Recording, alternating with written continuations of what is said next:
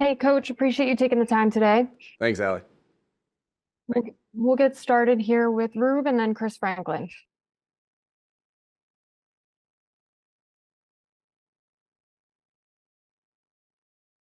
Rube, you're on mute. Hey, Nick, you'd think I'd learn by now. Um, Obviously we all know your relationship with Frank and I guess in a two-part question, kind of number one, do you plan to bring him in any kind of role? And number two, when you do add a coach in the middle of the season in general, I guess what goes into that decision to kind of change the staff a little bit on the fly? You know what, Rube? It's obviously very early. With everything that's going on, and so I haven't even really thought about that quite yet. As far as bringing somebody in the middle of the year, what goes into that a lot of times is familiarity with the person, and so. That's what goes into that quite often is the familiarity with the coach, the relationship with the coach. But I'm not there yet. Obviously, obviously we're just finished up our evaluation of our game and just starting in on San Francisco. Go ahead, Chris, and then Dave. Afternoon, Nick. Hey, Chris. The last couple few games, you guys have had some issues when it came offensively in the first half. What do you attribute to those issues, and where do you think you guys need to fix it? Is it something scripting? Is it other stuff that's happened that's causing these issues? Yeah, I mean, you give credit to the defense and of what's happened. We haven't started the way we've wanted to start. Obviously we look at all that stuff. Always want to start fast. We've traditionally these last couple of years have been a team that has started fast. So I'm not hitting a panic button by any means. I think we've been pretty good on our first drive. We've been pretty good starting in general, but obviously these last two games. But I get it. You're judged off your last two games, not the whole body of work sometimes. And so we'll make sure we're working hard to as coaches to put the guys in positions to succeed. Not just scripting. I think a lot of times. What happens because you ask scripting, and so that's gonna mean play calls and all that stuff. Like it's design of plays too, right? And so when a play doesn't work, and we put it on ourselves as coaches, it's not just about the play call; it's about the design of the play, and so in our detail of which we go about teaching it and instructing it. So anytime I take something like, hey, that's us on coaches, like. I'm not speaking of play calls. I'm speaking of sometimes it's the play call, but sometimes it's the design of the play and which goes into that. So we'll look at all that and we'll be better. Go ahead, Dave, and then Tim. Hey, Nick, after how much talk there's been about Jordan Davis, really from the time he got drafted, about his conditioning level, how impressed were you to see him play not just 62 snaps in that game, but to have the gas left in overtime to chase down Josh Allen? Yeah, he's worked really hard. We've been on him about his weight and his conditioning, and he's been on himself about his weight and conditioning because he knows how important. I think before I say that, Jordan has this. He wants to please people, right? He's a great teammate. He wants to please his teammates. He wants to please his coaches because that's the type of person he is. That's a good quality to have, and so he knows how much we need him, in the best shape of his life. So he's worked really hard at that. He's worked really hard at getting his weight of what it needs to be, his body fat, what it needs to be, his conditioning of what it needs to be, and he's always in a work in progress. But he's really worked his butt off, and I think that showed big time. Yesterday with the amount of reps, obviously 95 plays for an offense to have is an awful lot. And then with some of our defensive tackles being banged up, he stepped up and had a nice game and played a lot of plays. And so that's a product of how hard he's worked. And he's had to work really hard at maintaining his shape. And we'll continue to expect him to do so. And I know he'll continue to do so because again, he doesn't want to let his teammates down, and that's one of Jordan's best qualities. Go ahead, Tim, and then Jeff. Hey, Nick, you have a decent sample size now of working with Brian Johnson as offensive coordinator. What makes him unique as a coach and a play caller? Yeah, again, I just think it's he's just calm in all scenarios. He doesn't, whether the things are going really well, or whether things aren't going so well, he just stays in the moment. I think he's very steady. You can tell that he has played quarterback at a very high level. Because that's what you look over at Brian in certain situations, and he's stoic, and he's just the same guy the whole entire time. He'll have fun and enjoy a touchdown, but he's also just thinking about the next play and the next series and all those different things. I just feel like that is a calming factor to everybody when Brian's calling plays, is that demeanor that he has. Again, I obviously wasn't good enough to go to Utah, played at Mount Union, but I could see how calming he would be in a huddle when everything's on the line, because he would have this. It's a calming confidence. He's confident.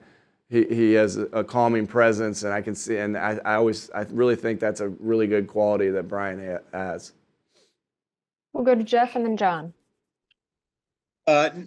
Nick, with Devonte Smith, his production has been very high these last 5 games, and I don't necessarily want this to be a why isn't Devonte getting more targets question, because I know there's a lot of variables that are at play at that. But why isn't Devonte getting more targets when you look at his numbers the last 5 games versus the first 6? Obviously Devonte has to share target counts with AJ, with Dallas. Those we're still going to always run it through those guys. And now there's some things that are planned with DeAndre as well. And so he always is going to have to, with this team, he's always going to have to share that target share. And so that, that doesn't mean we don't design things for him. I think you've seen the last couple games that he's gotten even some more opportunities with Dallas out.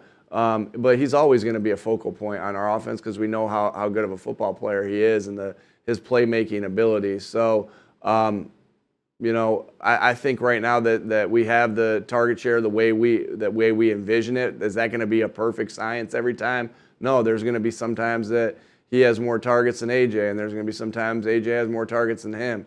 But there's no doubt about it that he's a big-time playmaker in our offense, and we have a lot of good playmakers in our offense. And so it's a challenge to be able to get them all the football. But we're it's a good challenge to have, because the options are obviously you feel good about your play calls anytime it's going to number 6. Number 11, number 88, number 0, and I'm not even mentioning the other guys that like Julio and Quez and OZ made a huge play yesterday, and Kenny, all right, and Jack Stoll made a huge play. We just had a lot of contributions from a bunch of different guys yesterday, but you feel good about it, about the play call when it's going to number 6. Go ahead, John, and then Brooks. Hey, Nick. You were kind of talking about play design a little bit earlier. The walkoff play that looked pretty good to the naked eye to us. Is that, I know you don't like to give away a lot, but is that, when you look at that play, is it DeAndre selling the motion? Is it Kelsey recognizing what the defense is doing? What makes that play work so well? I think yes to both of your those responses, and that's the beauty of football, right? Is that it takes everybody. It takes all 11 guys working in unison, and it takes Devonte running off on the opposite side and getting number 31's back turned to the play, where he can't react back out to make a play. It takes the down block by Jordan Mailata to take his guy and physically put him on the other side of the hole. It takes the down block by Landon. It takes the cutoff block. Cam, if you notice in the play, Cam does a good job of getting himself in front of the guy. Now he falls to the ground, but he stops that lane of the guy coming and crashing, right? It takes not only the motion timing by Jalen to snap it at the right time, but also the threat that DeAndre is on that motion, right? It's like, who is that guy on motion? Oh, there better be attention going over there to zero because he just made a huge play the play before. So it's all those, and then it takes, the guys who are in on that play. Jack Stoll was the number 3 receiver. Julio was the number 2 receiver. AJ was the number 1 receiver. It takes them having a good block on the perimeter the other times that we've run that bubble play and that bubble on the swing screen. And so, that's what's awesome about football. It takes everybody. And I didn't even mention Jason and Jalen obviously had 2 of the most important parts. Jalen had to get skinny through the hole, and Jason had to wrap around and kick out block, which he does so unbelievably well. And it was just great. I really just, with the combination of Jordan and Jason creating that hole in that lane there, that was a big time play. That'll be a play, that I sure will remember for a long time. I'm not sure I've ever been on a team that has won in truly walk-off fashion in the NFL. I know that there's been plays like, last year at Indy, we scored with Jalen on a play, but then we had to go out and play defense. I know there's been times where our defense has picked the ball off on on one of the last plays, but then we had to go out and take a knee.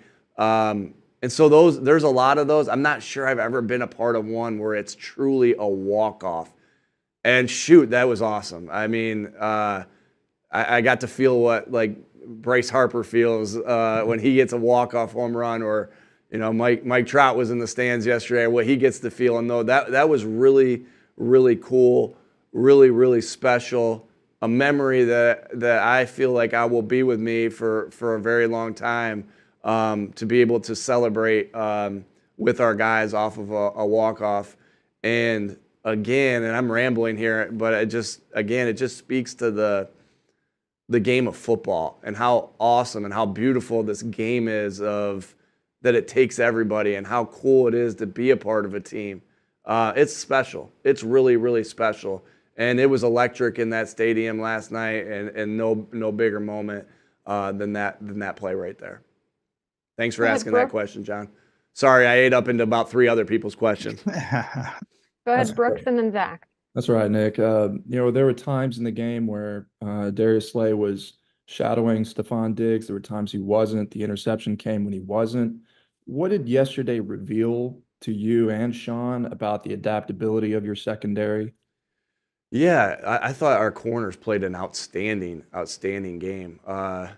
So much high praise for Stephon Diggs. He is a phenomenal football player, and it was fun to watch him in person. I don't know if fun's the right word. Shoot, like, he's a really good player though. Shoot, but Slay did a nice job, and there again, sometimes I think that's exactly what you said, Brooks, is like sometimes it is to shadow him, sometimes it's not. You don't want to give a beat, to the defense. Same way you don't want to put AJ in the exact same spot every single time so a defense can take him away, or Devonte.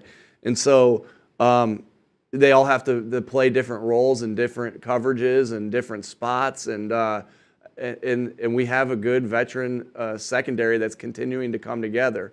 We're going to want plays back from yesterday, but they are still learning to play together with Kevin, getting everybody lined up back there. And but I think that we showed that Slay and James particularly showed that they can go different spots and play different roles. And they have, and that's what makes them good players, and that's what's made them good players in the NFL for a long time now. Go ahead, Zach, and then Jimmy. Hey, good afternoon, Nick. Hey, Zach. In knowing how obsessive you are about game situations, what were your takeaways from the last 40 seconds of regulation? Yeah, shoot, there's a lot of situations to think through there. We really, when we got it down there and we still had 2 timeouts, I'm thinking, hey, there's a pretty good chance we can score a touchdown here and end this right here. But obviously we had a couple things go against us, that are a little bit that were obviously unfortunate. You know, and again, there's constant communication of, okay, if this ball's completed here, this is what we're doing. If it's not completed here, this is what we're doing, et cetera, et cetera. So there was a lot of good back and forth on our coaching staff talking through all those things. And that's what you prepare for, right? That's the obsession and the attention to detail that you prepare for throughout each and every week. A scenario that almost came up yesterday that didn't is a scenario that you prepare ad nauseum about, and I've probably only had 2 of them in my entire career as a coach with them. And one almost came up yesterday. It didn't, but we were ready to go in that circumstance. What was really special is just we had the false starts, and Jake still was able to tie the football game because of how clutch he is. We lost some yards there, and Jake was still able to put it on his leg to send the game into overtime. And again, another special team moment where, the camera zooms in on Jake fist pumping, but it took the entire 11, right? And it took the snap by Rick and the hold by Braden. And those guys worked so hard together to make sure that fundamental of the snap, hold, and kick all is seamless to them, regardless. And when you work that hard that they work on that particular skill and that particular fundamental, then it doesn't matter how big the moment is, and that's partly Jake too. Like he's clutch, but they've done it so much that they know how to react in any type of moment and any type of condition.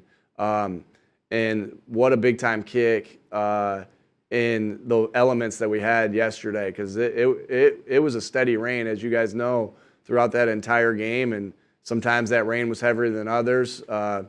Felt like the wind shifted a little bit when Coach McDermott called the timeout, and Jake just figured it out and made a big time play.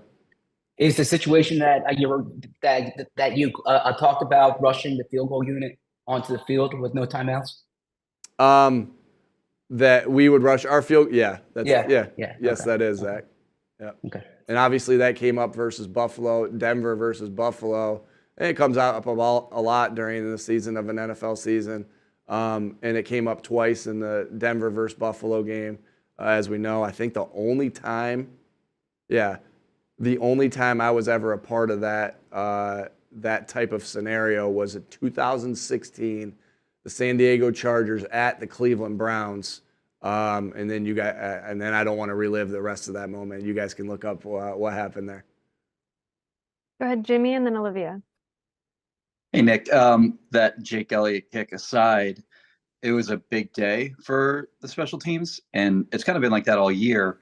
What do you attribute what I think is a significant improvement from last year to this year? Yeah, our guys are playing lights out. First of all, I think Coach Clay has done a phenomenal job. He's just continued to grow. This guy loves football. Coach Clay loves football. He loves the process of football, and he's just obsessed with getting better. And I really think that, he's grown so much in 2 years. And that was very obvious that he would, based off of just everything we had heard about him, my interview process with him, and he just continues to get better. And his staff, Tyler Brown and Joe Panunzio, they do a great job with him. And so it was, I give them a lot of credit of how hard they work at getting the guys better fundamentally, scheme-wise, all those different things. And then the players are just playing outstanding football. We have a lot of different guys making plays. Patrick Johnson had a huge tackle yesterday that was a violent hit at the level of the ball that could have had an opportunity to jar the ball loose on that. If you look at Britton Covey, his big punt return, you're going to see Keely Ringo have his gunner almost out of bounds, way far away from Britton. And going back to Britton, I'm like, I think to myself, I can't believe we cut this guy at one point. This might be the best returner in the NFL. And he doesn't get the credit he deserves. Like, he's special. We know we have a weapon with Britton Covey. We know we have Twice, by the way, you cut him. I'm sorry? Twice, by the way, you cut him. Yeah, thanks. Yeah, yeah. And shoot, as crazy as we were to cut him, there was 31 other teams crazy not to pick him up.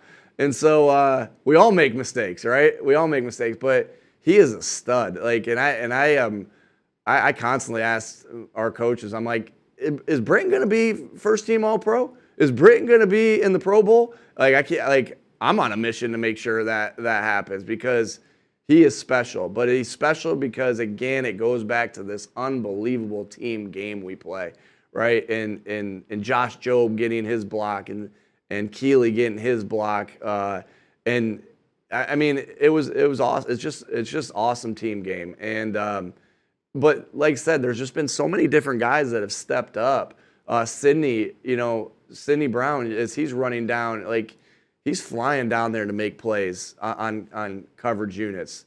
And then, I think our captain on special teams is Jake, and we already talked about his contributions.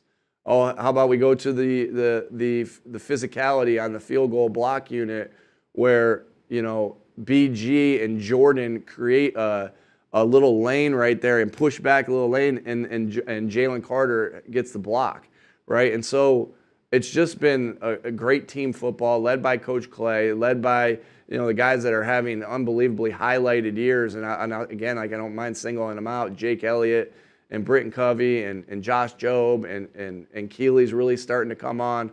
And so it's just been great individual efforts and team efforts by our guys, and really good coaching by Coach Clay and the group.